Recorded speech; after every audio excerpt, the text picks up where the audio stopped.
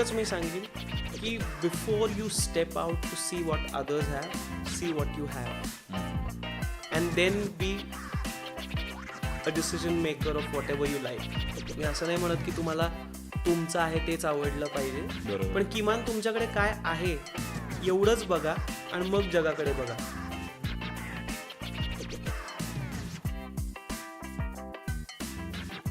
आज आपल्याबरोबर आहेत ईशान क्षीरसागर.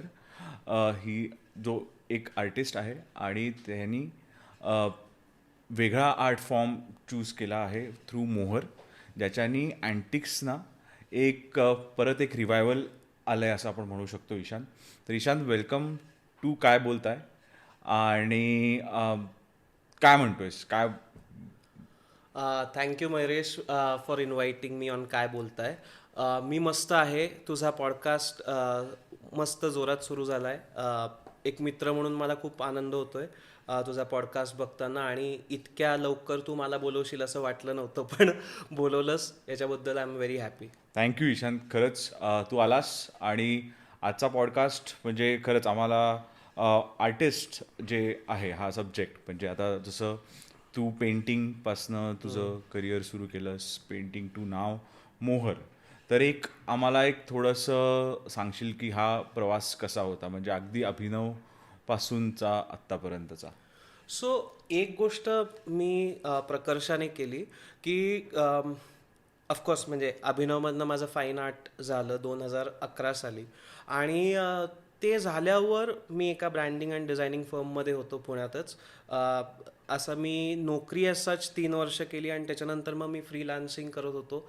पण या सगळ्या जर्नीमध्ये मोहर जे 2-2.5 वर्षापूर्वी चालू केलं मी, तर त्या त्या ह्याच्यामध्ये ना मी I left myself very free. म्हणजे मी असं कुठलं असे बाउंड्रीज ठेवल्या नाहीत की ओके मी आता फक्त पेंटिंग्सच करीन, किंवा मी इंटिरियर्स केले. मी अक्षरशः लग्नाच्या जो काय म्हणतात अंतरपाट असतो ना, तो रंगवण्यापासून ते हातरुमाल लोकांना रंगवून देण्यापर्यंत आणि भिंतींवर म्युरल्स करण्यापासून ते इव्हेंट डेकॉर्स करण्यापर्यंत मी सगळं केलं.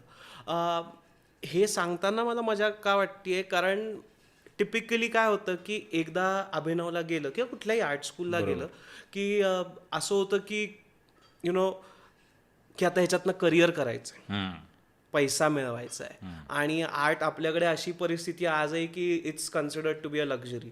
सो मग काय आता म्हणजे व्हॉट नेक्स्ट, तर पेंटिंग एक्झिबिशन्स केले पाहिजेत, हे केलं पाहिजे, ते केलं पाहिजे, असं कॉन्स्टंट एक प्रेशर असतं तिथे फायनल इयरला असताना किंवा थर्ड इयरला, कारण आमचा 5 वर्षाचा कोर्स आहे.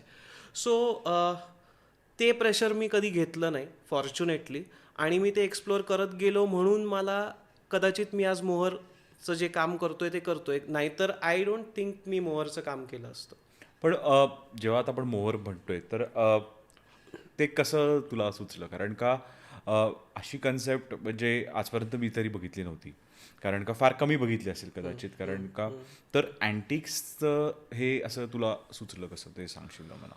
सो अँटिक्स म्हणजे काय, तर basically anything that is 100 years plus age is called antique. बरोबर. सो आपल्याकडे म्हणजे पुण्यात आपण आहोत, तर पुण्यात इतके वाडे आहेत. पेशवाई होती किंवा त्याच्याही आधी जे काही झालं कोरीव काम किंवा त्या अर्थात पेशवाईमध्ये त्याला जास्त बहर आला, कारण ऑफकोर्स फंड्स होते पेशवाईमध्ये. सो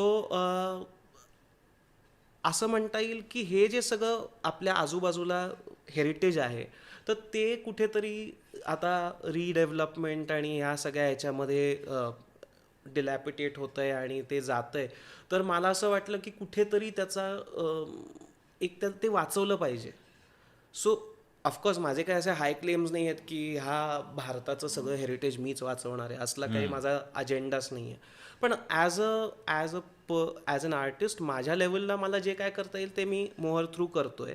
आणि तू म्हणशील आयडिया कशी सुचली, तर डेफिनेटली लाईक मी जसं तुला मगाशी म्हणलं की मी वेगवेगळं काही ना काहीतरी ट्राय करत होतो, आणि ते करता करता जेव्हा मी इंटिरियर्स करत होतो काही घरांची, कमर्शियल स्पेसेसची, तेव्हा मला एकदा अशी संधी आली की हे वाड्याचे जुने कार्विंग्स वापरायचे.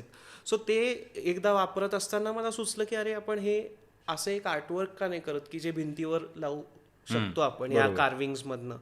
मग ते करता करता मला सुचलं की अरे आपण नुसतं लाकूड वापरतोय, पण आपल्याकडे मेटलची तर कितीतरी मोठी परंपरा आहे. म्हणजे metallurgy, India is non for its contribution in the whole metal section.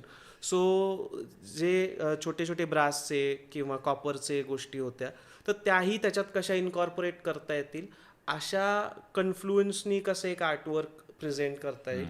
तर तसं मोहर केम टू इट्स बिईंग आणि अप्रतिम रिस्पॉन्स मला मिळाला डे वन पासून. म्हणजे त्याची मोहरची मजा सांगायची म्हणजे ते लॉकडाऊनमध्ये मी चालू केलं. म्हणजे अशा वेळेला की जिकडे लोकांची खायची भ्रांत आहे आणि म्हणजे it was like completely unexpected response जो मला मिळाला. कारण कदाचित असंही असेल की मी क्रिएट तर करत होतो डेफिनेटली काहीतरी वेगळं, पण लोकांना तेव्हा बघायला पण वेळ होता आणि मीडियाचं कव्हरेज खूप मिळालं. I am very fortunate enough की media approached me. I never had to go to the media. So त्याच्यामुळे खूप कमी वेळात माझ्या त्या इनिशिएटिव्हला, त्या मेहनतीला फळ आलं. आणि आता तू सोशल मीडिया मार्केटिंगमध्ये आहेस, त्याच्यामुळे तुला माहिती आहे की हाऊ मच इट इम्पॅक्ट्स. कारण आत्तापर्यंत माझ्यासाठी हे सोशल मीडिया मार्केटिंग किंवा सोशल मीडिया प्लॅटफॉर्म्स वर्क नव्हते झाले, पण ह्या सगळ्या मीडिया पब्लिसिटीमुळे आणि सोशल मीडिया प्लॅटफॉर्म्समुळे खूप फरक पडला. म्हणजे it picked up like anything. Right. तर जेव्हा हे तू सोर्स सगळं करत होतास, मग तेव्हा ही जर्नी कशी होती? म्हणजे कारण का जर तू जात असशील वाड्यांमध्ये किंवा कुठल्या लोकेशन्सना, तर तेव्हा हे वूड सोर्स करणं किंवा मेटल सोर्स करणं, how is that journey for you? अगदी खरं सांगायचं तर सुरुवातीला मी अगदी ऑनेस्टली सांगतो, मला याच्यातलं काहीही माहीत नव्हतं. म्हणजे 3.5-4 वर्षापूर्वीपर्यंत मला याच्यातलं काहीही माहीत नव्हतं. म्हणजे ऑफकोर्स अँटिक मार्केट्स माहीत होते की इथे ही वस्तू मिळते, पण ते वूड कुठलं आहे की त्याचे सोर्सेस काय आहेत, ते कुठून येतं. कारण ऑफकोर्स मला माहिती आहे की कुठला तरी वाडा पडल्यावर त्या मार्केटमध्ये ती वस्तू येणार आहे, ते उतरवलेले नक्षीकाम आणि हे सगळं येणार आहे. पण डेफिनेटली तेवढा स्टडी नव्हता, तेवढं नॉलेज नव्हतं त्याच्यातलं.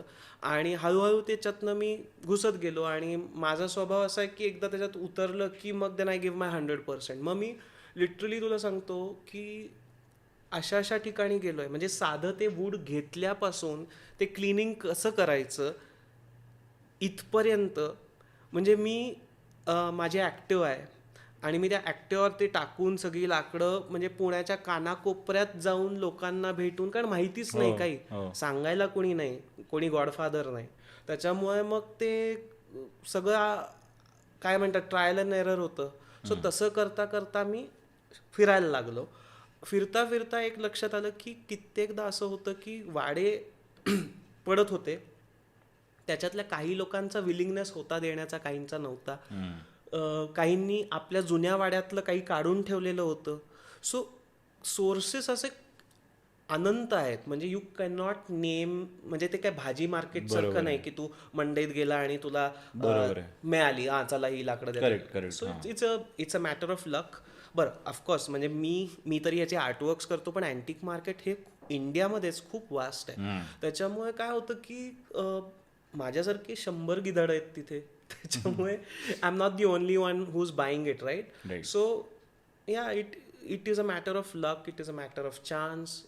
आणि as an artist it is also a matter of what you visualise out of what is salvageable. बरोबर, ते फार महत्त्वाचं आहे. बरोबर.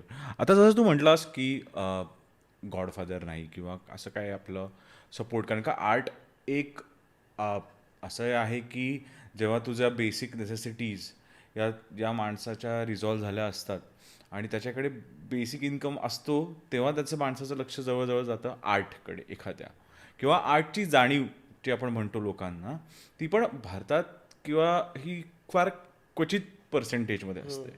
बरोबर. तर एक म्हणजे ते एक निश आहे असं आपण एक म्हणू शकतो.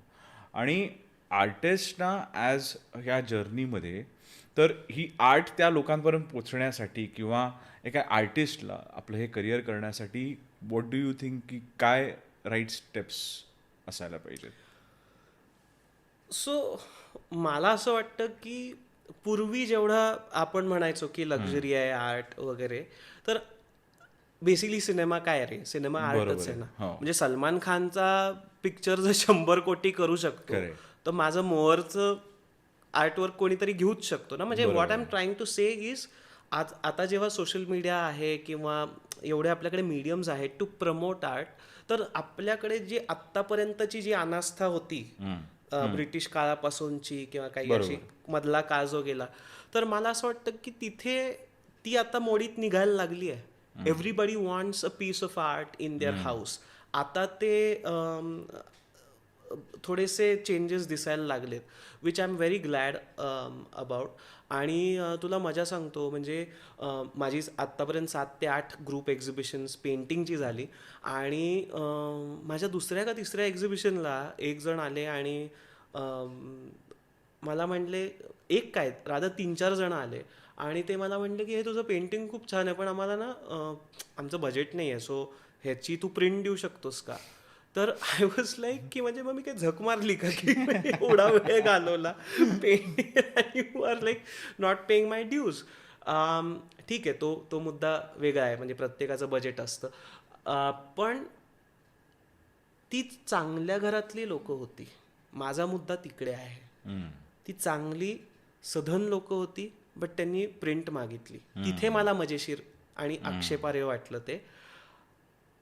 Bye my 7th or 8th exhibition, of course every year the market is changing, the information is seeping in or whatever. तर 7व्या ते 8व्या एक्झिबिशनला अशी परिस्थिती आली की माझं एकच, म्हणजे अख्खं पेंटिंग एक्झिबिशनमध्ये फक्त एकच प्रिंट लावली होती. मला आजही माहीत नाही मी ती का लावली होती, बट मला ती आवडत होती म्हणून ती लावली होती. 4 लोक, लिटरली 4 लोक आली आणि त्यांनी विचारलं की आम्हाला हे पाहिजे. आणि ती प्रिंट काय त्याच्या नशिबाने इतकी चांगली आली होती की ते ओरिजिनल पेंटिंग वाटत होतं. सो त्यांनी म्हणले की नाही, प्रिंट आहे ना, नको आहे आम्हाला. मग तुझं पेंटिंग असेल 4,000चं ते आम्ही घेऊ, पण प्रिंट आत्ता तू 1,000ला विकतोस आणि ती इतकी चांगली दिसते तरी आम्ही घेणार नाही आहोत.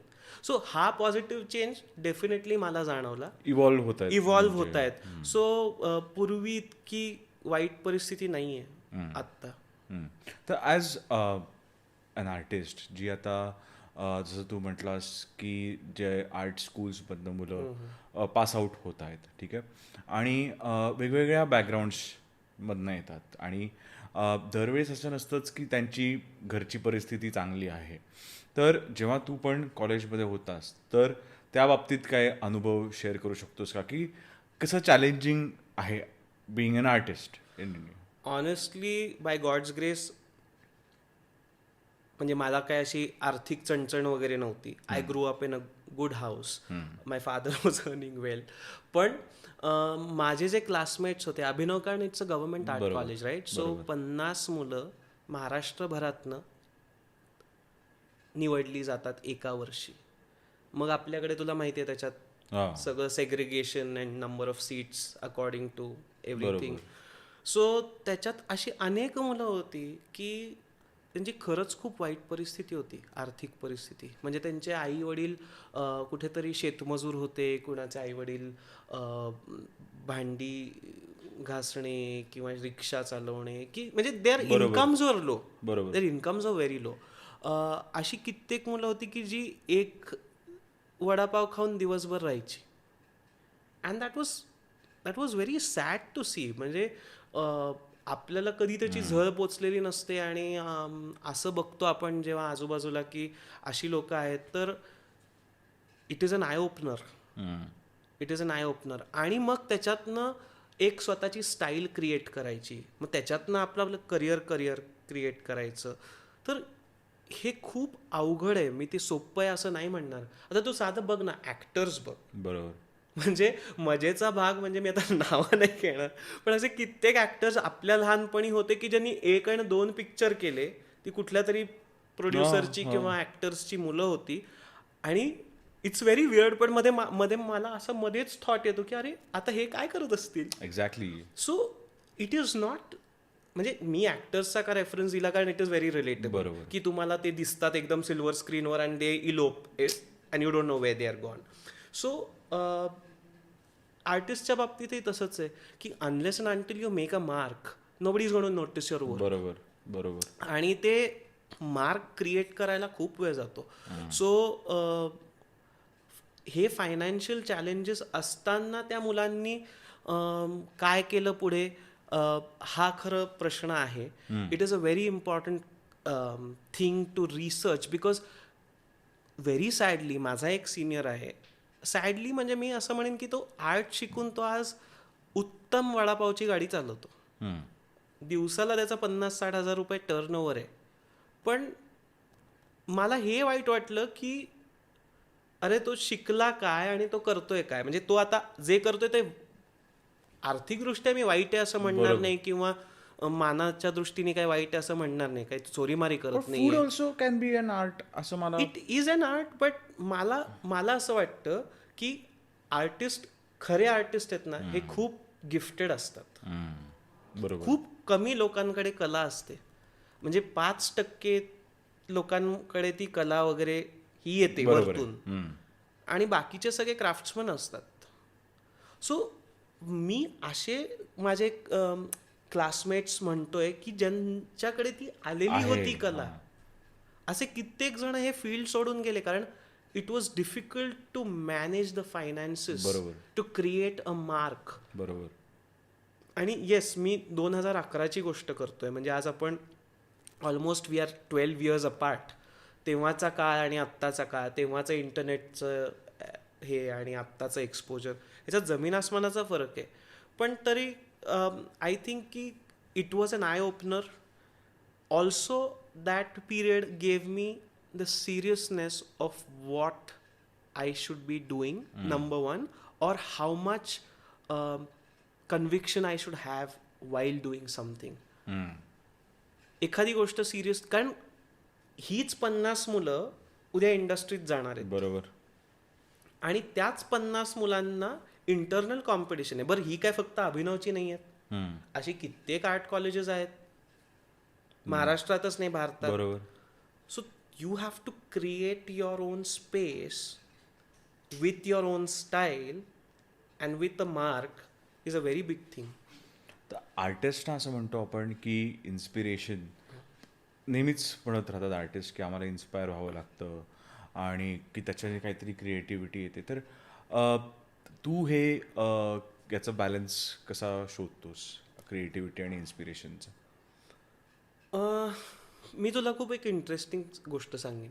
सो आम्ही आर्ट कॉलेजला असताना आम्हाला आर्ट हिस्ट्री पण होती, त्याच्यात आम्ही Indian artist and western artist हे शिकत होतो.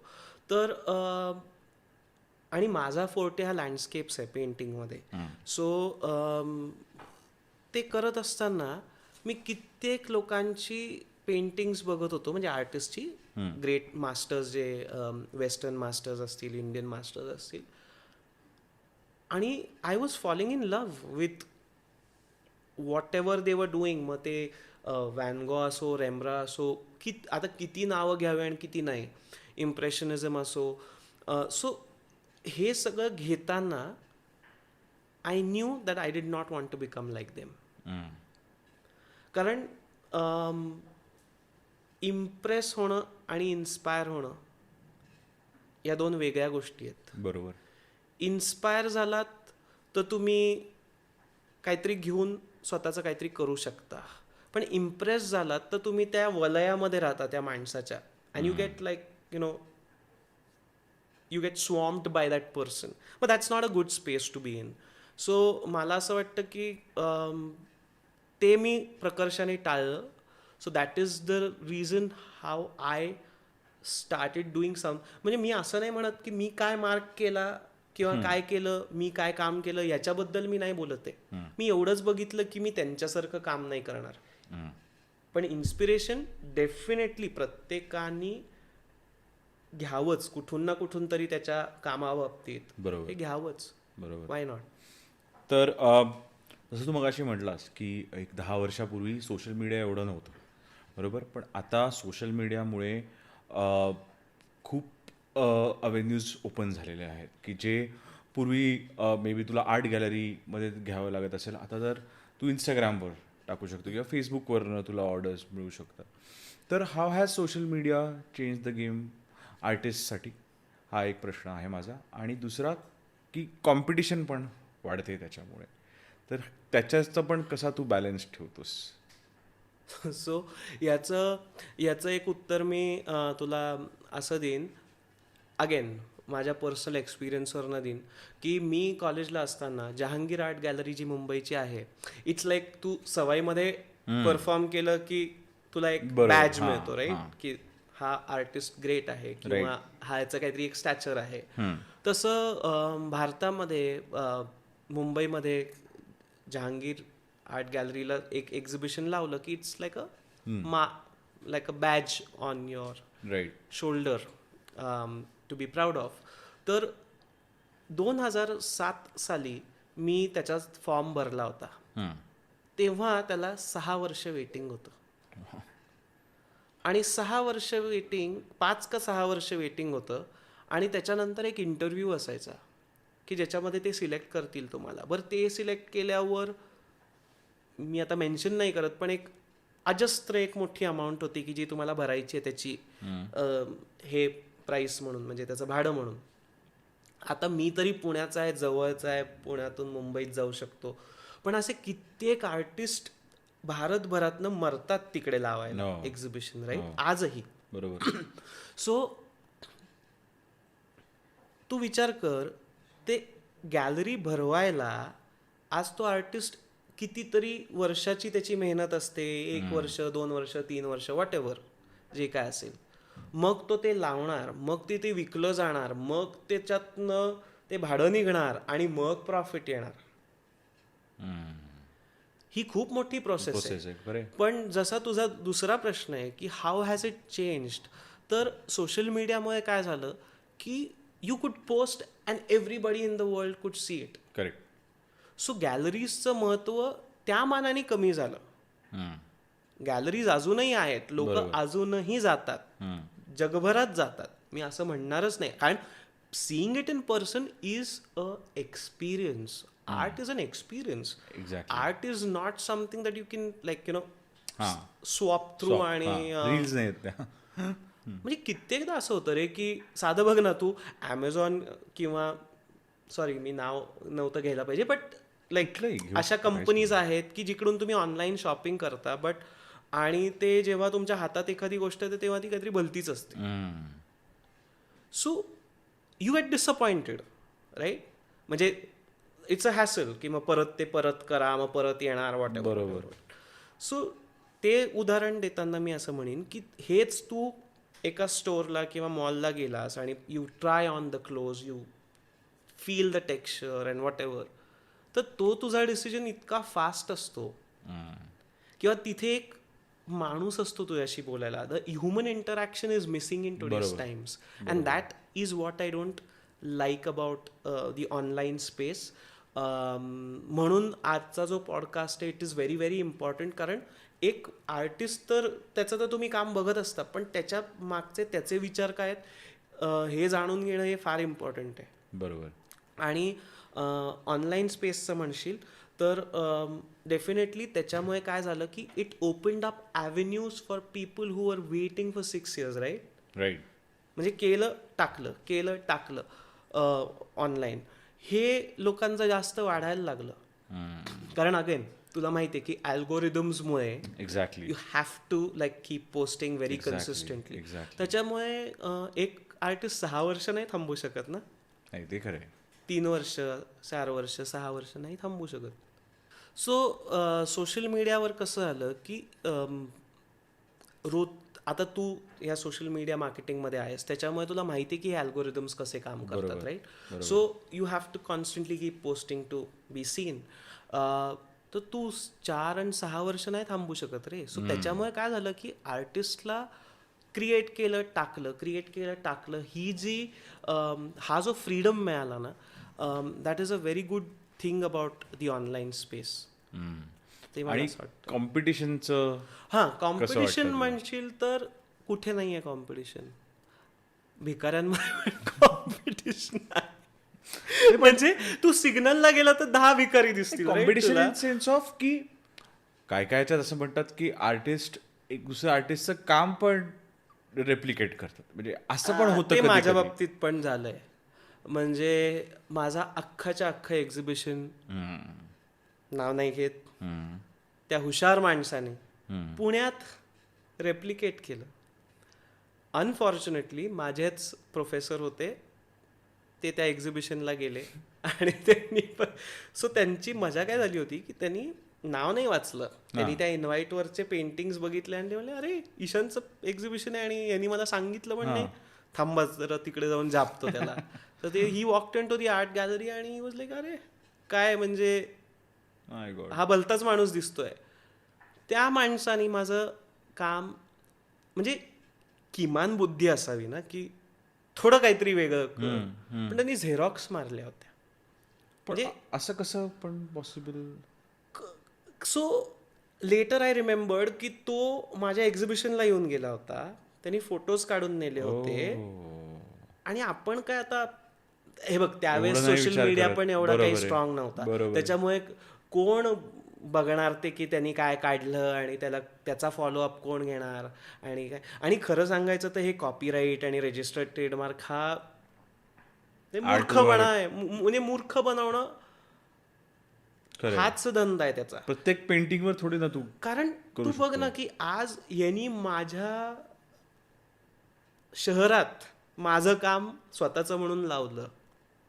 इमॅजिन माझं कुठेतरी फेसबुकवर टाकलेलं पेंटिंग ऑस्ट्रेलियामध्ये कोणीतरी बनवलं असतं. हेच एक्झिबिशन ऑस्ट्रेलियामध्ये केलं, काय कळलं असतं मला? काही कळलं नसतं. सो काही नसतं रे. आता तुझे कोक लिहिलेल्या प्लास्टिकच्या पिशव्या पण बाहेर विकायला असतात ना, काय कोक जाणार आहे का त्याला? व्हॉट्सअपच्या पिशव्या. सो ओरिजिनल आणि रेप्लिकामध्ये पण किती साम्य आणू शकतात ह्याच्यात पण मास्टरी लोकांनी मिळवलेली आहे. अगदी बरोबर. तर बेसिकली एवढं लक्ष नाही द्यायचं, आपण आपल्या आपण कामामध्ये आपलं काम करत राहायचं. सॉर्ट राहायचं. हां, कारण बघ ना की चितळ्यांनी बाकरवडी बनवली, एक्झॅक्टली. आता प्रत्येक जण आयरा गैरा बाकरवडी बाकरवडी बनवतोय right. So you can't stop people from making things. True. आता जसं मोहर या ब्रँडवरनं तू तुझा एक वेगळा एक निश काव केला आहे, आपण असं म्हणू शकतो की एक वेगळ्या सेगमेंटमध्ये तू एंट्री केलेली आहेस. तर प्रत्येक आर्टिस्टला असं काही क्रिएटिव्ह पार्ट शोधणं एक किती महत्त्वाचं असतं? एक गोष्ट सांगेन की प्रत्येकाचा एक कम्फर्ट झोन असतो. काही लोकांना रिस्क घ्यायला आवडते, काही लोकांना नाही आवडत. न आवडणारे आपल्याकडे जास्त आहेत. कारण अगेन ती सिक्युरिटी मेंटॅलिटी आणि हे इतक्या वयात हे झालं पाहिजे, तितक्या वयात ते झालं पाहिजे आणि इतके पैसे कमवले पाहिजेत. याच्यामुळे काय होतं की many succumb to the process of being an employee. They never think as an employer or they don't think differently.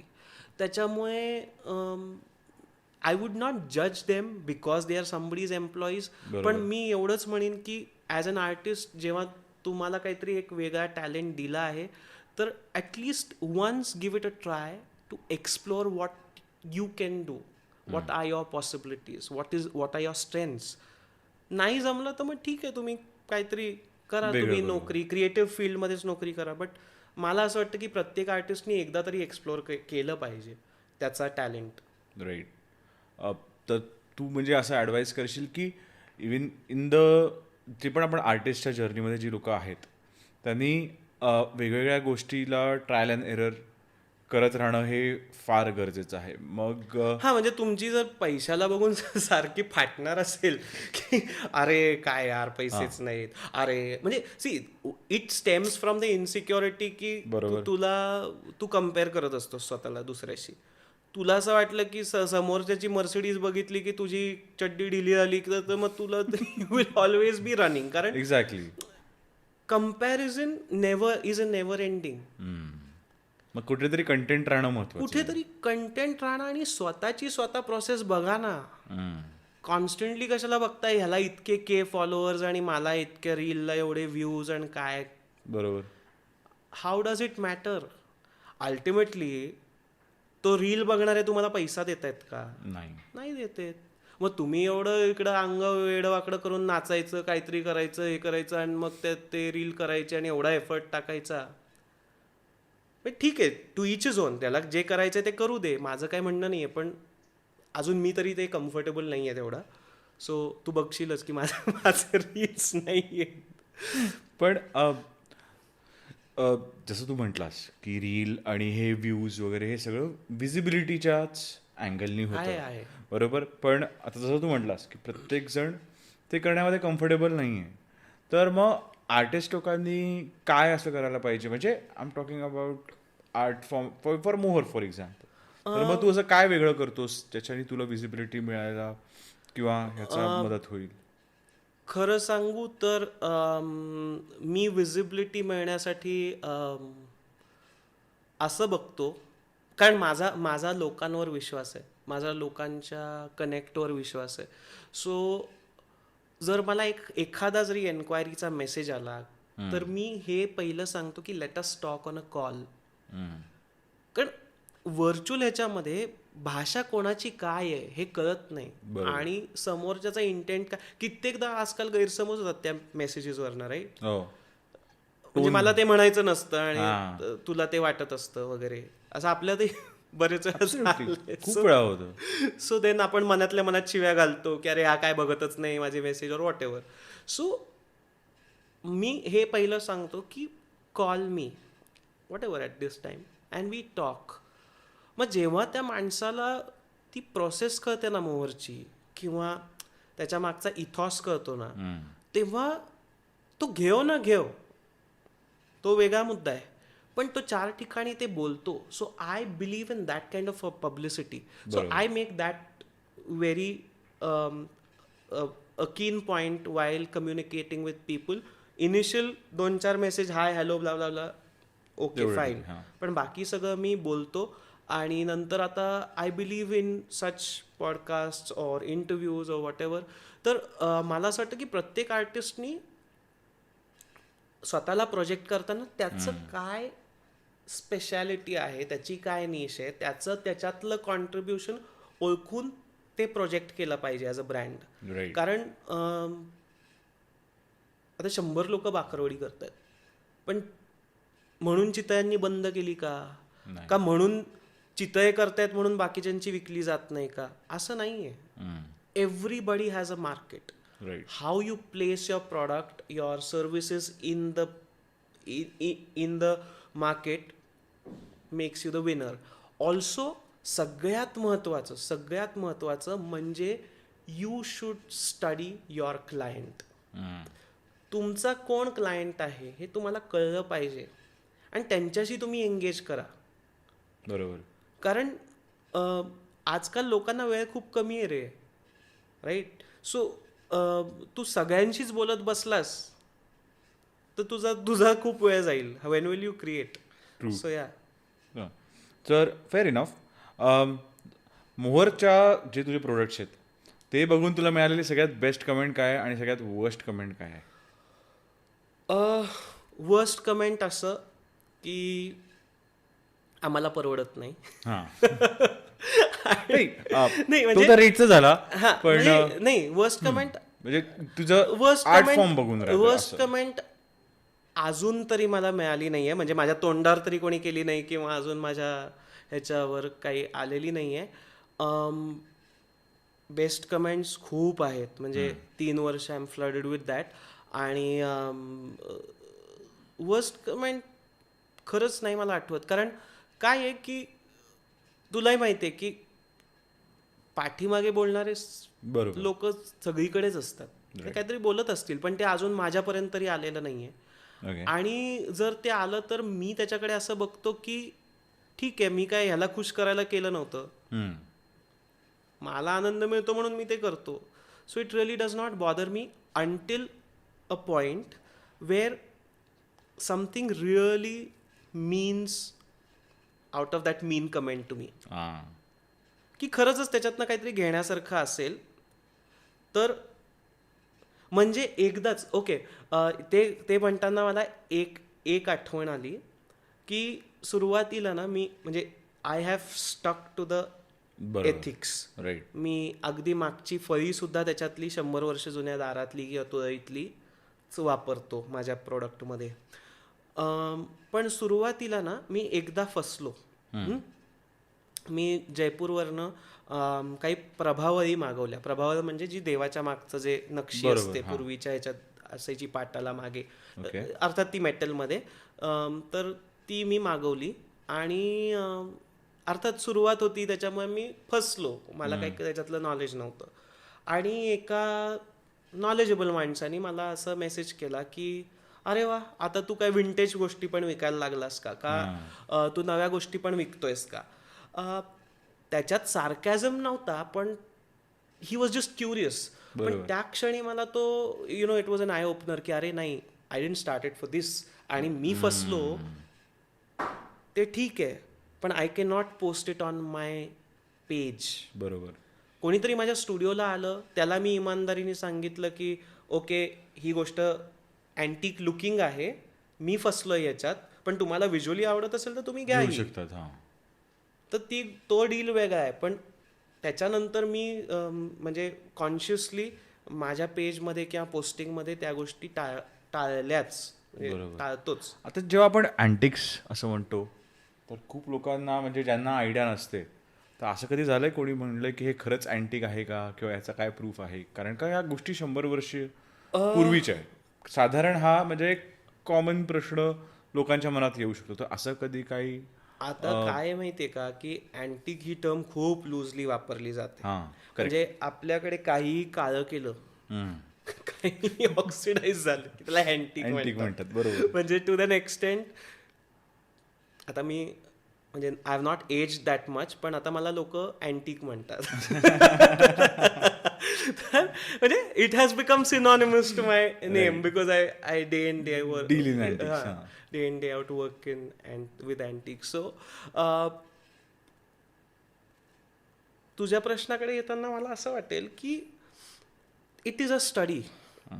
Number one, you can not explain, कारण त्याचं काय तुला मग तुला ते त्याचं सगळं टेस्टिंग बिस्टिंग Correct, सगळं लॅब correct. टेस्टिंग हां. वगैरे देणारच का पैसे. हां बरोबर तो एक वेगळा मुद्दा झाला प्रूव्हिंगचा, प्रूव्हिंग माय सेल्फ राईट. Correct correct. पण ते असं प्रूव्ह करता येतं ते प्रूव्ह करतायत. ओके डेटिंग वगैरे, कार्बन डेटिंग वगैरे सगळं करताच येतं की. बरोबर हां पण दुसरी गोष्ट म्हणजे त्याच्यात स्टडी पण तुमचा पाहिजे, हां तुमचं एथिक्स पण इन प्लेस पाहिजेत.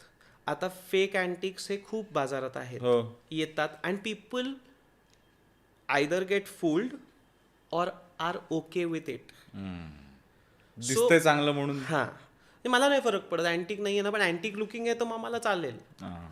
पण माझ्याकडे तुम्ही जर येताय तर तुम्हाला ते अँटिक लुकिंग कधीच मिळणार नाही. आता साधी गोष्ट, साधा एक उदाहरण द्यायचं झालं तर की तू जर माझे वॉल पीसेस बघितले असशील तर ते टिपिकली 12x12 इंचात असतं. बरोबर तर 12 इंच रुंद त्याच्या मागची जी फळी असते ही त्याच वाड्यातनं येते जी सदनांचे पूर्वी वाडे होते. बरोबर प्रत्येकाला 12 इंच रुंदीची तुळई परवडायची नाही. आता मी ती जोड दिसणार नाही आणि एक संद फळी दिसेल असे 12 इंचाचे रुंद तुळया मी शोधत असतो. मग ते मला वर्षातनं एकदा मिळतात, 2 वर्षातनं एकदा मिळतात, काही सांगता येईल, कारण ते वाडे एकतर कमी होते, ते वाडेच कमी झाले, डिमॉलिशन्स तर आता इतकी झाले, राईट. सो आत्ता तुला 6 ते 9 इंचाची फळी अजूनसुद्धा मिळते त्या विड्थमध्ये, पण 12 इंचाची फार रेअर झालेली आहे. So there are many markers which I can tell you की why it is authentic. Correct. आता साधं म्हणजे आता हे मी काय कोणाला दाखवायला बोलवणार नाही, बट पूर्वीचं सागवान, तू माझ्या स्टुडिओला आलास, मी ते टाकलं पाण्यामध्ये जर धुवायला, 3-3 दिवस ते त्याला काही होत नाही, ते तरंगतही नाही. पण नवीन सागवान असेल किंवा बाकी कुठलं वूड असेल, 2 तासात ते असं तरंगायला लागतं. So then there are many markers of how you would identify an antique. आणि मला असं वाटतं की it is a part of education, it is a part of consistency, की मी हे कायम ओरडत राहिलो माझ्या कामातनं, not literally or making it too obvious or educating your I subtly educated my clientele, I would say my audience, in the last 2.5, 3 years. And that is how people either love it for the antiquity bit of it or either love for a design of it. So I think that is how you should also educate your client. Absolutely. तर what inspired you, म्हणजे कसं लहानपणी आपण आता आजकाल आपण बघतो की लोक इंजिनिअरिंग करतात तरी त्यांना माहीत नाही काय करायचं काय, किंवा कुठली तरी लाईन चूज करतो आपण. तर हाऊ वॉज तुझा डिसिजन आर्टिस्ट व्हायचा हा कसा इन्स्पायर्ड होता? लहानपणीचं काही असं काही होतं ज्याला तुला असं वाटलं की नाही मी आर्टिस्टच होणार? कारण का खूप लोकांना प्रश्न पडतो की ते पेंटिंगमध्ये चांगले असतात किंवा कुठल्या तरी आर्ट फॉर्ममध्ये चांगले असतात, पण अरे ह्याला फुल टाईम करिअर कसं करायचं? तर तुझा काय अनुभव आहे याचा? माझा अनुभव असा आहे की सो माझे बाबा चार्टर्ड अकाउंटंट आहेत. आणि एक त्याला एक फनी गोष्ट आहे, माझा बर्थडे असतो 29 जुलैला. आणि मला लहानपणीपासून माझा वाढदिवस खूप मोठा करायची फार हौस आहे. सो आणि मग मी खूप लोकांना बोलवायचो आणि व्हायचा माझा बर्थडे खूप जोरात. आणि तुला माहिती आहे की तेव्हाच ते इयर एंडचं काम चालू असतं बरोबर चार्टर्ड अकाउंटंट लोकांचं. आणि बऱ्याचशा माझ्या बर्थडे पार्टीजला माझे बाबा आयदर बिझी असायचे किंवा कामात असायचे किंवा उशिरा यायचे. आणि सो मला ते अजिबात नाही आवडायचं. आणि मी म्हणायचो की यार काय हे, म्हणजे आजपर्यंत मी ही गोष्ट कोणाला सांगितली नाही, पण तेव्हा मला असं आलं होतं की मला काही पण व्हायचं पण मला चार्टर्ड अकाउंटंट नाही व्हायचं कारण माझ्या बर्थडेला मी बिझी नको आहे. सो तो एक मजेचा भाग झाला. पण दुसरी गोष्ट म्हणजे त्याच माझ्या वडिलांनी मला तो फ्रीडम दिला की तुला काय बनायचं आहे. आणि मी 4वी-5वीत असतानाच पाचवीत असताना रादर तो डिसिजन घेतला की I can either be a painter because I was good at what I was doing then, आणि or either I can go into classical music, Indian Hindustani classical music, because I was training into it. अच्छा. So I thought painting was easier than music. कारण गाण्यामध्ये असं आलं की नंतर ते परीक्षा आणि हे सगळं व्हायला लागलं. बरोबर. मग त्या परीक्षांसाठी पाठांतर, मग जे बेसिकली ज्या अभ्यासापासून आपण पळून जात होतो तोही इकडे पण करायला लागतोय, हे बघितल्यावर मग मी तेही माझा इंटरेस्ट गेला. So then that is how I boil down to painting. अजून एक गोष्ट सांगायला आवडेल की माझ्या बाबांनी मला 5वीत सांगितलं की हां ठीक आहे आता यू डिसाइडेड राईट की तू पेंटिंग आणि ह्याच्यातच काहीतरी करिअर करणार आहे, मग शाळेला कशाला जातो, सोडून दे शाळा. But I did not have the balls then to, कारण तो काळ वेगळा होता, त्याच्यात काय होम स्कूलिंग नव्हतं, काही नव्हतं, म्हणजे रेअरली होती. ह्या सगळे शाळेत जातात आणि मी बावटा घरी बसलोय हे मला मान्यच नव्हतं किंवा रादर ते पचलंच नाही ती concept. So it so happen that I did not have the courage to quit school. पण माझ्या बाबांनी तेव्हाच सांगितलं होतं की तू शाळा सोडून दे, शाळा म्हणजे वेळ घालवणं आहे, कारण तू ऑलरेडी डिसाईड केलेलं आहे की काय करायचं आहे. आणि आपण एक्सटर्नली 10वी देऊ. आणि जे बेस्ट कॉलेज आहे पुण्यातलं ते अभिनव होतं, आजही आहे, art college, government art college. तर तिथे जर तुला मिळवायचं असेल त्या 50मध्ये तुला 8च सीट आहेत आणि त्या 8 सीटमध्ये तुला जर मिळवायचं असेल तर तुला काय करायचं ते तू बघ. बरोबर. ते म्हणले मी एक पैसा पण काय डोनेशन बिनेशन विचारच करणार नाही. आणि आपण जी दिली 10वी ती खरं कष्टाची 10वी होती. सो ते म्हणले की तुला काय क्लास बीस काय लागत असतील ते पास व्हायला ते आपण बघूयात. पण 8 मुलांमध्ये अख्ख्या महाराष्ट्रातनं मिळवणं was not an easy thing. पण yes he gave me that task की मी तुला लिबर्टी पण दिली आहे, मी हे पण दिलं आहे. मग ते झालं. मग ते झाल्यावर जेव्हा मी अभिनवमधनं पास आउट होत होतो, तर या 5 वर्षात मी मगाशी पहिल्यांदाच म्हणल्याप्रमाणे मी अनंत गोष्टी केल्या, जे आजही आत्तापर्यंत करत आलो आहे. तर तेव्हा माझ्या बाबांनी सांगितलं की okay, whatever you choose, give it your best shot. तिकडे काहीतरी मागे पुढे करू नकोस बरोबर. आणि don't cut corners. So that is how I think I became an artist. Okay. पण आता जसं तू सांगितलंस की तू बऱ्याचशा गोष्टी केल्या आहेस, जसं की पेंटिंग, आय थिंक इंटिरियर केलेलं आहेस तू, चाइल्ड सायकोलॉजीचं तू पण केलेलं आहेस, ते जर्मनचं आहेत काय एक्झॅक्टली त्याचं नाव काय, वर्ल्ड ऑफ करेक्ट, आणि आता मोहर, आणि plus you teach on the side correct. तर आर्टिस्ट आणि ऑन्ट्रप्रनर ही मला असं वाटतं की खूपच थिन लाईन आहे त्याच्यामध्ये, असं म्हणता येईल. It is very difficult to find that fine balance between both. कारण असं म्हणलं जातं, आणि असतातही आर्टिस्ट थोडे लहरी असतात, मुडी असतात, त्यांना पैशाचं कळत नाही असं बरेचदा मानलं जातं. आणि ते बरेचदा मी पाहिलंय माझ्या मित्रांचं पण, की त्यांना नाही ते can't strike a right balance many a times. किंवा कुठेतरी आपलं पडतं माप घेणं हे पण गरजेचं असतं कुठल्याही धंद्यात, म्हणजे आर्टिस्टच असं नाही. सो तो बॅलन्स बरेचदा साधता येत नाही, म्हणून तो कुठेतरी गाडी हे होते. मी असं म्हणेन की मी फार उद्योगी होतो, मी फार उद्योग केले, म्हणून मला पैसा खूप लवकर कळला. आणि कदाचित वडील पण चार्टर्ड अकाउंटंट होते, आहेत, म्हणजे त्याच्यामुळे ते कुठेतरी पैशाचा एक बरोबर कॉन्स्टंट एक मागे काहीतरी एक हे होतं की ओके, मग हे केलं पाहिजे, ते केलं पाहिजे, ते केलं पाहिजे, ते नाही केलं पाहिजे. ह्या कित्येक गोष्टी मी करून कळल्या मला, त्या काय बाबांनी नाही सांगितलं, कारण बाबा चार्टर्ड अकाउंटंट होते, त्यांनी तर या क्रिएटिव्ह गोष्टी कधीच केल्या नाहीत.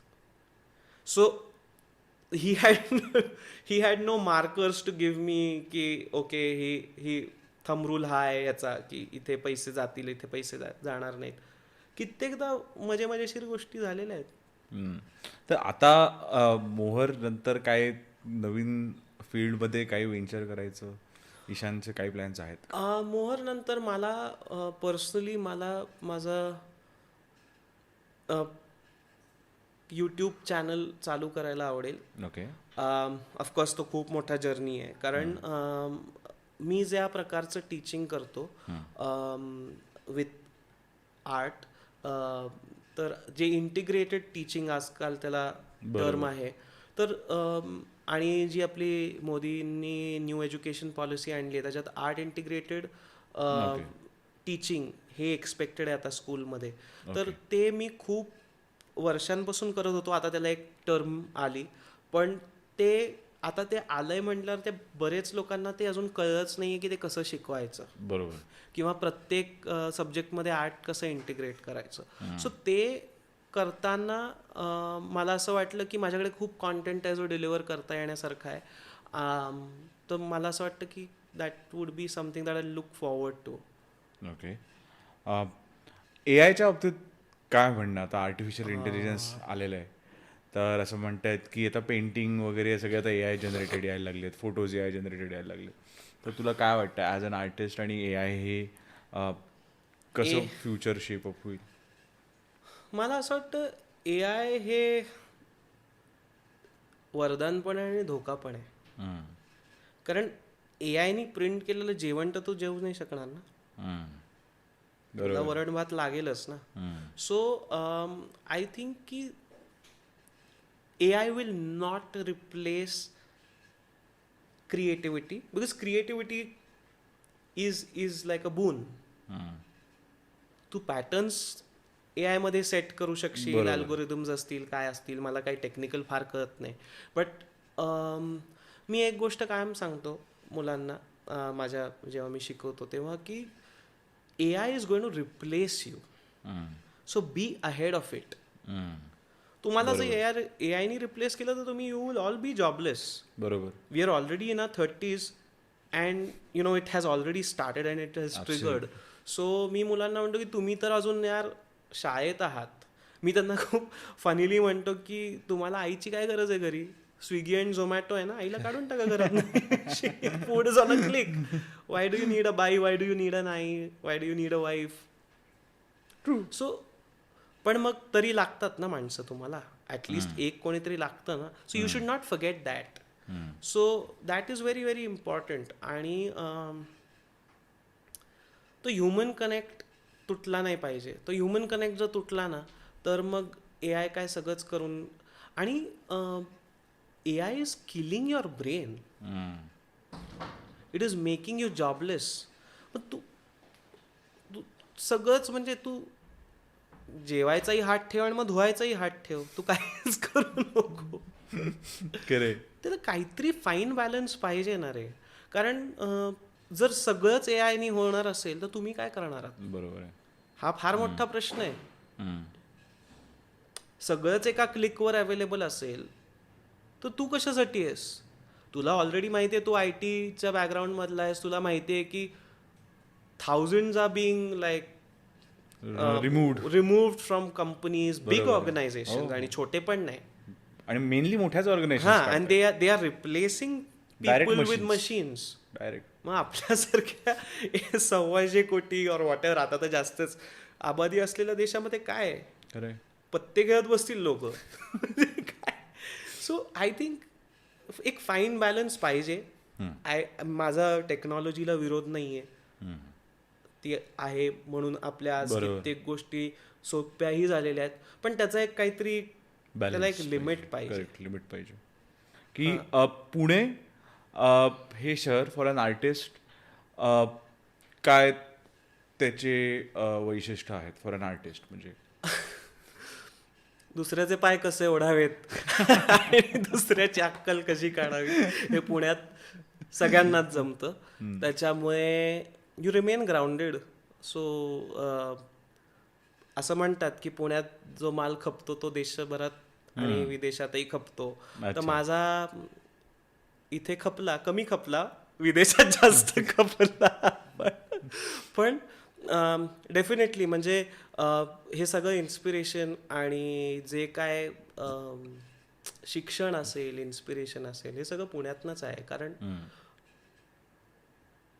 अननोईंगली तुम्ही कितीतरी गोष्टी बघत असता रे, आणि तुम्हाला नाही कळत ते आत्ता. म्हणजे आता मी 34 आहे तर मला कळतंय की कित्येक गोष्टी आज मी ज्या करतो ह्या मी कुठेतरी त्याचा रेलेव्हन्स लहानपणी आहे. तुला एक फार मजेशीर गोष्ट सांगतो बरं का, की माझ्या लहानपणी आमच्याकडे फार देवाचं वगैरे काही असं नाही आहे आमच्याकडे. पण आमचं गावी शंकराचं मंदिर आहे आणि आमचं म्हणजे शिव हे आमचं आराध्य कुलदैवत आहे, वॉट एव्हर. सो तेवढं एक श्रावणी सोमवारचा उपवास आमच्या घरचे सगळे करायचे. आणि तो श्रावणी सोमवारचा उपवास मीही कॉलेजमध्ये चालू गेल्यावर मी तो करायला लागलो. ते कारण आमचं मंदिर होतं, ते सगळं होतं वगैरे. तर मला असं कळलं की आपल्या इथे कुमठेकर रोडला एक मंदिर आहे आणि तिथे दाते नावाचे एक पुजारी आहेत. तर ते अतिशय सुंदर पूजा करतात. तर तो माणूस एक अनट्रेंड आर्टिस्ट आहे. म्हणजे त्याच्याकडचे जे ॲस्थेटिक आहे ना त्याच्याकडचं, की तो त्या 4 सोमवारची पूजा तू बघायला जा, इतकी अप्रतिम, म्हणजे सेट असतो एक तो.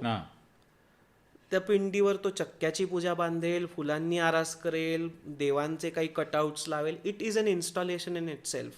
तर मी ते म्हणून बघायला जायचो आणि ते आजतागायत मी जातो दर श्रावणी सोमवारी. आता इतकी वर्ष, 12-15 वर्ष झाली. आणि त्या माणसाचं डेडिकेशन, म्हणजे तुला कुठे काय इन्स्पिरेशन मिळेल ना. तुला एक फार इंटरेस्टिंग किस्सा सांगतो की ह्या सगळ्या मोहरच्या ह्याच्यात मी एका कपलला भेटलो. आता हे कपल करतं काय, तर नवरा लेडीज टेलर आहे जो ब्लाऊज आणि हे सगळं चुडीदार आणि हे सगळं शिवतो, आणि बायको इमिटेशन ज्वेलरी विकते. अक्षरशः घर 100 फुटाचं मिळून सगळं घर असेल, त्याच्यात त्याचा संसार सगळा, आणि दिसेल ती भिंत ब्रास आणि पितळ्याच्या गोष्टींनी भरलेली. म्हणजे विकत आणलेल्या ज्या अँटिक लुकिंग केल्यात आणि त्या ठेवल्या आहेत आणि ते विकतो. तर मी म्हटलं हे कसं, म्हणजे तर तो म्हणे की आमच्याकडे जे ब्लाऊज घ्यायला येतात बायका त्यांना ते आवडतं म्हणून आपण साईड बिझनेस चालू केला. सो कोण कुठे काय करेल बरोबर. याचा काही आपल्याला अंदाज नसतो. असे खूप मजेशीर किस्से आणि आठवणी आणि पुण्यातली ही इन्स्पिरेशनल लोक भेटली. कोणी कशाचं कलेक्शन करतं तर कोणी, म्हणजे एक माणूस आहे मला माहिती आहे तो इंक पॉट्सच कलेक्शन करतो, एक माणूस आहे तो नाण्यांचं स्पेसिफिकली करतो. माझा एक क्लायंट आहे तर तो स्वतः वेपन्स बनवतो. तर सत्यजित वैद्य म्हणून आहे. सो ह्या पुण्यामध्येच मी इतकी लोक पाहिली तर मला असं वाटतं की ही कुठेतरी आपल्याला इन्स्पायर करतच असतात. किंवा लहानपणीपासून पाहिलेले गणपतीचे देखावे असतील किंवा वाडे असतील किंवा वाड्यातले काही सण समारंभ असतील. म्हणजे मला आठवतंय की आत्ताचा गणपती उत्सव आणि आपल्या लहानपणी असलेला याचा ड्रास्टिक फरक आहे. ड्रास्टिक फरक आहे. म्हणजे मला आठवतंय आम्ही 9ला वगैरे बाहेर पडायचो रात्री. म्हणजे माझा मामा एक सदाशिव पेठेत राहायचा, त्याच्या वाड्यात जाऊन राहायचं. अक्षरशः त्या 10x10च्या खोलीमध्ये किंवा थोडीशी मोठी होती त्यांची, तर त्याच्यात 25 ते 30 सगळे पाहुणे यायचे. ते आम्ही सगळे रात्री त्यांच्याकडे जेवण करायचो, रात्री 9ला निघायचो, 6 वाजेपर्यंत सकाळी सगळे देखावे पाहत असे 2-3 दिवस. ते देखावेच हे म्हणजे वेळच पुरायचा नाही. आणि इतके सुंदर देखावे, कारण तेव्हा काय हे 10चं वगैरे 10ला बंद करायचं नॉईज हे नव्हतं साऊंड. तर त्याच्यामुळे रात्रभर ती केलेली मजा, अशा कित्येक गोष्टी. असं वाटतं की यार म्हणजे इतका फास्ट गोष्टी बदलल्या की असं वाटतं की did we really experience that. पण असं पुण्यात खूप मजा यायची. म्हणजे पुण्यात तुला मजा सांगतो अजून एक गणपतीचीच, की गणेश मिरवणूक जी असते शेवटच्या दिवशीची, तर माझ्या काकाच्या मित्राचं लक्ष्मी रोडला दुकान होतं. आणि अर्थात we use to take the privilege to go and sit in his shop, कारण ती मिरवणूक बघायला मिळेल. आणि त्याची बायको आणि तो तेव्हा बरेच वर्ष त्या दिवशी दुकान बंद करून पुढे वडापाव तळून विकायचे. काकू अप्रतिम जेवण करते, तर तिचे बटाटे वडे आणि पाव. कुठेतरी ती एंटरप्रिनरशिपची ते हे असतात ना, तर तेव्हा आम्ही ते वडापाव विकणं, पाण्याच्या बाटल्या विकणं त्या मिरवणुकीत, हे तेव्हा केलेलं आहे. म्हणजे कुठे काय त्या गोष्टींचे हे येतील, रूट्स येतील हे सांगता येत नाही. आर्ट जेव्हा आता हे तुझं पॅशन आहे, हा तुझा जॉब पण आहे, हा तुझा बिझनेस पण आहे, ठीक आहे. पण असं कधी होतं की आपण तेच जे आपण काम करतोय कधी कधी आपल्याला बोर होतो, कधी कधी त्याचा कंटाळा येतो, कधी कधी त्याचा स्ट्रेस पण येतो. तर याच्यामधलं डिस्टिंक्शन कसं करतोस तू गोष्टींमध्ये, आणि कसं how do you maintain that work life balance? Honestly तो वर्क लाईफ बॅलन्स मला जमलेला नाही आहे. पण त्याचं एक इंटरेस्टिंग मी उत्तरही त्याला देतो, त्याचं एक्सप्लेनेशन, की एखादी गोष्ट तुम्हाला आवडते ना, तेव्हा you can not switch on and switch off. ती खूप जर आवडत असेल तर. म्हणजे लोक आता मला मारतील की there has to be work life balance वगैरे, पण मला नाही आठवत की मी गेल्या 3 वर्षात एकही संडे पाहिलाय. I have constantly been traveling or searching and doing something that adds to making my product or and that artwork मी म्हणेन. बरोबर. त्याला मगाचपासून आपण प्रॉडक्ट म्हणतो, मी आर्टवर्क म्हणतो, कारण ते क्रिएशनच आहे ना जे मी करतोय. मग ते क्रिएशन करताना कित्येक गोष्टी, म्हणजे असं बरेचदा झालंय की मी ठरवलं बरं का की चला आज सुट्टी घ्यायची आणि आज आपण बसायचं, आणि समोर एखादी छोटीशी पितळी गोष्ट दिसली की वाटलं की हायला हे इथे छान दिसेल. मग ते जाऊन परत त्या लाकडाच्या पीसला लावून बघणं, मग त्याच्यात वेळ घालवणं, हे असं ती प्रोसेस कॉन्स्टंट आहे. तू त्याला असे switch on and switch off नाही आहे. म्हणजे माझ्या बाबतीत तरी ते होत नाही. त्याच्यामुळे मला खरं तर ब्रेक मिळत नाही, आणि पाहिजे तो ब्रेक, पण आय थिंक मजा पण येते. म्हणजे मी असं आय डोंट रिपेंट की हां फिजिकली तू म्हणशील तर दमायला कदाचित काही वेळेस होतं, पण मजा पण तितकीच येते. कारण त्या आर्टिस्ट जो बसलाय आतमध्ये त्याला जोपर्यंत ती गोष्ट इकडे इकडे लावून मॅच करून बघत नाही बरोबर. तोपर्यंत माझा दिवस संपत नाही. सो मी अगदी बाजारात फक्त आज खरेदीच करायची अशा दृष्टीने जरी गेलो तरी ती खरेदी करून आणलेली वस्तू मला असं वाटत असतं की अरे हा इथे जोपर्यंत ती मॅच लावून होईल, हां. ते लावल्याशिवाय मला ती झोप त्या दिवशीची येत नाही. काही गमतीदार किस्से असतील या जर्नीमध्ये, अगदी मोहरच्या किंवा तुझ्या जर तू पेंटिंगच्या वेळीची सांगितली, असे काही आहेत? एक म्हणजे खूप आहेत पण दोन मी सांगतो. एक म्हणजे मी एक वॉल म्युरल करायला गेलो होतो आणि ती व्यक्ती गुजराती होती आणि त्यांच्याकडे एक गावठी कुत्रं होतं आणि आम्ही बोलत होतो की त्यांची बंगल्याची फ्रंटल फसाड होता तो त्यांना वारली पेंटिंग वगैरे करून हवं होतं आणि त्यांनी मला विचारलं की कसं काय डिटेल्स आणि सगळं आणि एकदम ते कुत्रं मध्ये आलं आणि ते एकदम गुजरातीत बोलले. ते गुजरातीत बोलल्यावर मी इतका भसकन हसलो आणि ते म्हणले का हसला का म्हणलं नाही तुम्ही गुजरातीत बोलला त्याच्याशी. तर ते म्हणले की नाही म्हणजे तुम्ही तुमच्याकडे कुत्रा असतं तर तुम्ही मराठीतच बोलला असता ना. तर मला असं तोंडात मारल्यानं कळालं की आईला हो यार आपल्याला हे सुचलंच नाही. मग त्याच्यानंतर असं आलं की मी जरा ओशाळलो होतो पण त्याच्यानंतर त्या माणसाने एक सिक्सर टाकला. कारण आता आम्ही परत came to the business bit of it आणि तो मला म्हटला की म्हणजे काय किती पैसे होतील तर मी काहीतरी सांगितलं असेल त्यावेळेस इतक्या स्क्वेअर फुटाचा असा असा रेट आहे. ते मला म्हणले अरे बापरे एवढं तर काय लागतं तुम्हाला रंग ब्रश आणि काय तुमचा वेळ असेल ना म्हणजे याचे किती असे होणार आहेत. माझं जे डोकं सरकलं मी म्हटलं की तुमच्या घरात काम चालू आहे रंगाचं रेनोव्हेशनचं चालू आहे ना. तर म्हणे हो. ते घासण्यापासून ते सगळं मला येतं पण मग तेव्हा तुम्ही मला रंगारी म्हणा पण जेव्हा चित्र काढायचंय तेव्हा तुम्ही मला चित्रकार म्हणा. चित्रकार आणि रंगाऱ्यामध्ये फरक आहे. म्हणलं मला भिंत घासण्यापासून पुट्टी करण्यापर्यंत सगळं येतं. ते करू का ते अख्खं मी तुम्ही म्हणाल त्या स्क्वेअर फूट रेटला मी तुमचं घर करून देतो. पण या so these are also some eye openers की किती लोकांना त्याचा इग्नोरन्स आहे हे पण कळतं. नंतर अगदी रिसेंट किस्सा घडला की मी माझ्या स्टुडिओमध्ये एक चंदनाची उदबत्ती लावतो. ती प्युअर सँडलवूड ऑइलची आहे त्याच्यामुळे त्याचा वास खूप काळ टिकतो आणि तो असा भरून राहतो रूममध्ये.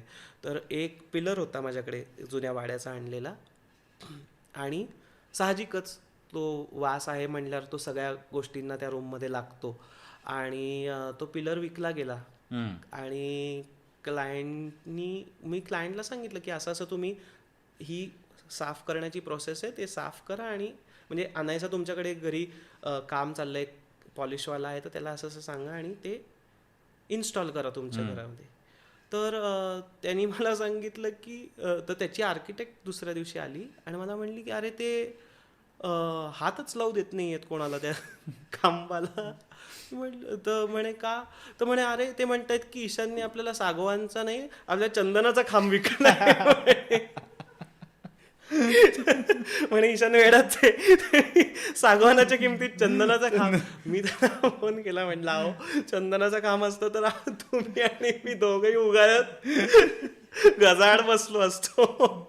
सो असे म्हणजे खूप मजेशीर किस्से काय काय घडत असतात आणि खूप इंटरेस्टिंग लोक भेटतात. मला एक गोष्ट खूप सांगायला आवडेल जाता जाता की या जर्नीमध्ये मला खूप इंटरेस्टिंग लोक भेटली. इंटरेस्टिंग कामं करणारी इंटरेस्टिंग पॅशन्स असलेली पर्सनल कलेक्शन्स पुण्यात मला कित्येक बघायला मिळाली. मग ती मूर्त्या असतील साड्या असतील पेंटिंग्ज असतील दागिने असतील you name it and I like quiet a bit I have seen it. आणि खूप गोष्टी अशा आहेत पुण्यात की ज्या लोकांना माहीत नाही आहेत. म्हणजे लोकांना जशा की जागा म्हणतोयस किंवा जागा फॉर एक्झाम्पल आता हे मंदिरच बघ ना, मी तुला मगाशी सांगत होतो. किंवा रादर पाताळेश्वर केव्स. पाताळेश्वर आहे, म्हणजे कित्येक लोकांना जेएम रोडवरचं मॅकडॉनल्ड माहिती आहे, हा, पण जैन पाताळेश्वर, महाराज मंदिर पण नाही माहिती हां, त्यांना. पाताळेश्वर नाही माहिती. आणि पाताळेश्वर इज अ मोनोलिथ, म्हणजे एका दगडात ते कोरून काढलेलं मंदिर आहे. It is a cave temple which is very again unusual to see. 1200 वर्ष जुनं आहे ते, राष्ट्रकूटांनी बांधलेलं. So nobody knows about it. अरे वानवडीमध्ये लोक रेसकोर्सवर पैसे लावायला जात असतील, पण माझी शिंदे छत्री नाही बघितली, शिंदे छत्री नाही बघितलेली, की जिथे तुला कॉन्फ्लुएन्स दिसतो आर्किटेक्चरचा, मराठा आर्किटेक्चर आणि गॉथिक इन्फ्लुएन्स्ड आर्किटेक्चरचा. स्टेन ग्लासेस दिसतात. कित्येक गोष्टी अशा आहेत, कित्येक गोष्टी अशा आहेत. आपल्या साध्या कॅम्पमध्ये जो GPO आहे आपलं, तर त्याच्या इथे जे एक चर्च आहे, तिथला जो पियानो आहे, त्याला काय म्हणतात, मोठे पाईप्स असतात, तो wind piano, I don't know, I am sorry, पण त्याचे खूप मोठे पाईप्स असतात आणि तो ग्रँड पियानो म्हणतात त्याला, आणि त्याला असे मोठे पाईप्स असतात. सो तो 100-150 वर्ष जुना पियानो आहे, जो मी आय ट्राय माय बेस्ट की मिडनाईट मासला मी दरवर्षी तो ऐकायला जातो. काय सुंदर वाजतो तो पियानो. तो पियानो नीट करायला गेले काही वर्ष पूर्वी परदेशातनं लोक आले होते. म्हणजे अशा कित्येक गोष्टी आहेत. शनिवार वाडा पण नाही बघितला लोकांना आतनं. हां, किंवा कित्येक लोकांना असं वाटतं की शनिवार वाडा काय बघायचा, आतमध्ये काय रिकामच आहे. पण शनिवार वाड्याच्या आजूबाजूला आजही कित्येक लोकांचे हे आहेत वाडे, म्हणजे त्यांच्या सरदारांचे. ते कशाला म्युझियम्समध्ये जात नाहीत लोक. आबासाहेब मुजुमदारांचा शनिवार वाड्याच्या अगदी समोर असलेला वाडा, थोडासा गल्लीत आहे म्हणून तो पटकन कळत नाही, तर त्यांचा वाडा बघण्यासारखा आहे. आणि टिळक पंचांगाप्रमाणे त्यांचा गणपती बसतो. तर तो त्यांनी घरात स्वतःच्या म्युझियम बनवलेलं आहे. आणि जे फक्त ते 5 दिवस जो टिळक पंचांगाप्रमाणे गणपती बसतो तेव्हाच फक्त त्यांचं घर हे सगळं बघायला उघडं असतं. जे आपल्या टिपिकली आपल्या गणपती जो बसतो त्याच्यात 2 का 3 दिवस आधी आणि 2 दिवस नंतर असे ते 5 दिवस असतात.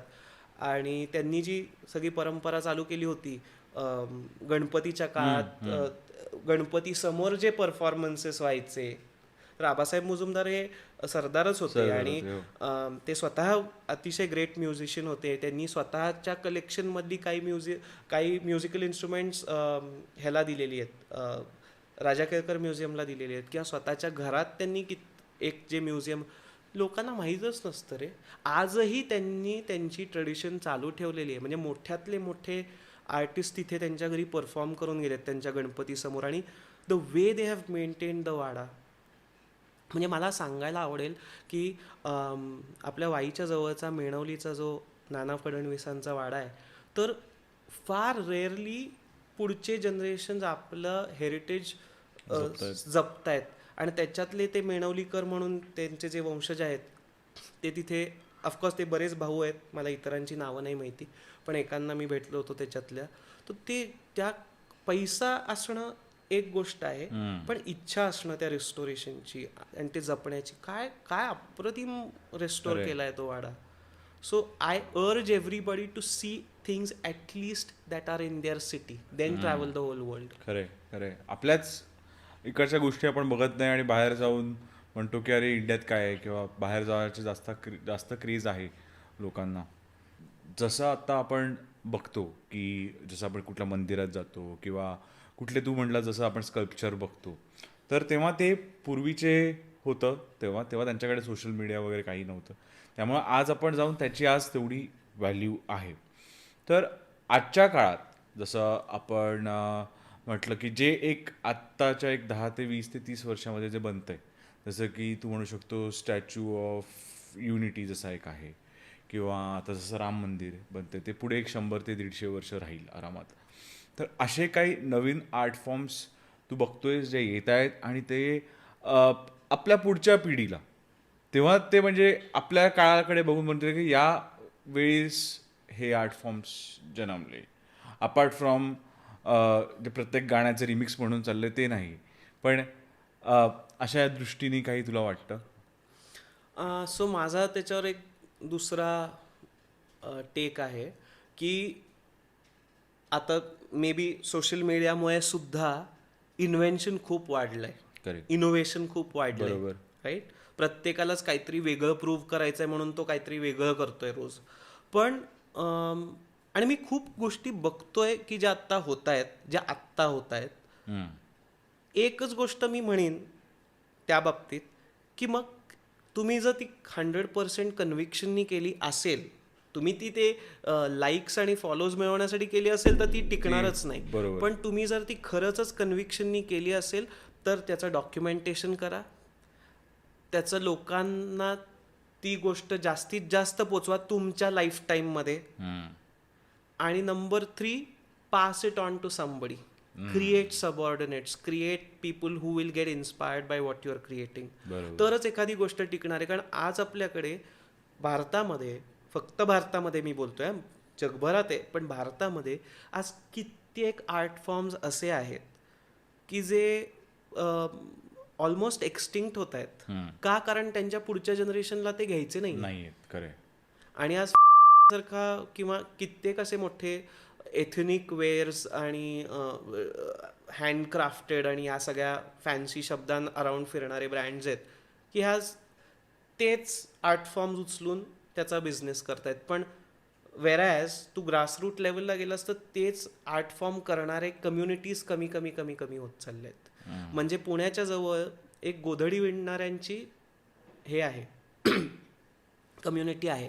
आता गोधडी हा प्रकार हा महाराष्ट्रातला इतका फेमस आहे, म्हणजे ज्याला आपण क्विल्ट म्हणतो इंग्लिशमध्ये, की तर ही नोमॅडिक ट्राईब आहे.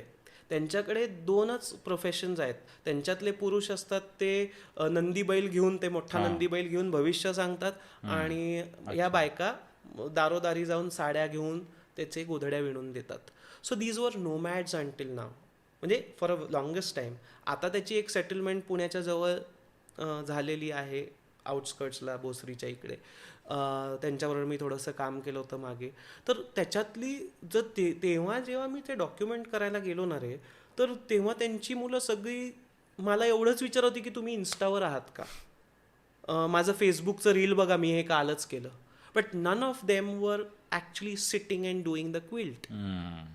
They were wanting to sell what their mothers and grandmothers and aunts and wives were making, but they were like मस्त खुर्ची टाकून बसलेत, चिल. आणि सो मी त्यांना सांगत होतो की अरे हे डिप्लीट होत चाललंय, हे तुम्ही कसं करणार? जपायला पाहिजे, हे जपायला पाहिजे. तुम्हीच जर नाही केलं तर गोधडी निघून जाईल.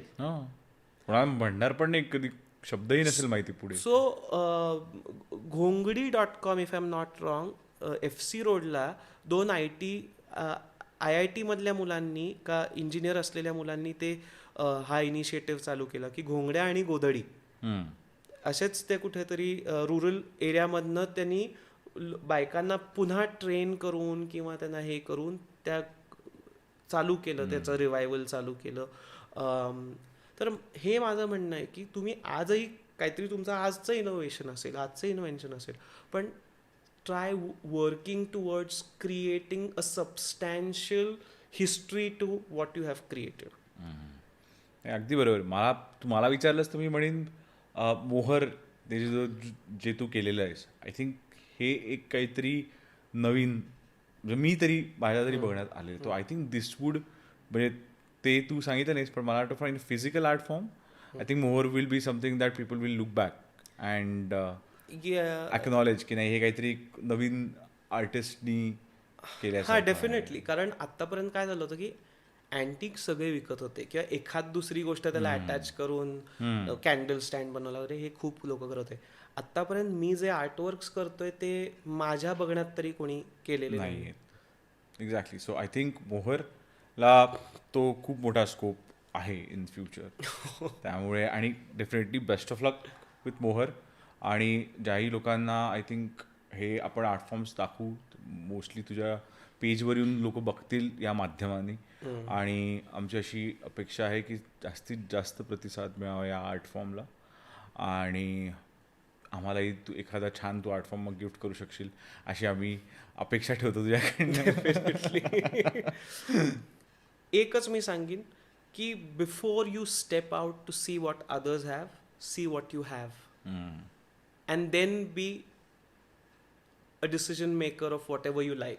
मी असं नाही म्हणत की तुम्हाला तुमचं आहे तेच आवडलं पाहिजे, बरोबर. पण किमान तुमच्याकडे काय आहे एवढंच बघा आणि मग जगाकडे बघा. नाही, आय थिंक हा खूपच छान इंटरव्ह्यू झाला आहे. आपला पॉडकास्ट खूप छान झाला ईशान. आणि तू आम्हाला वेळ दिल्याबद्दल धन्यवाद.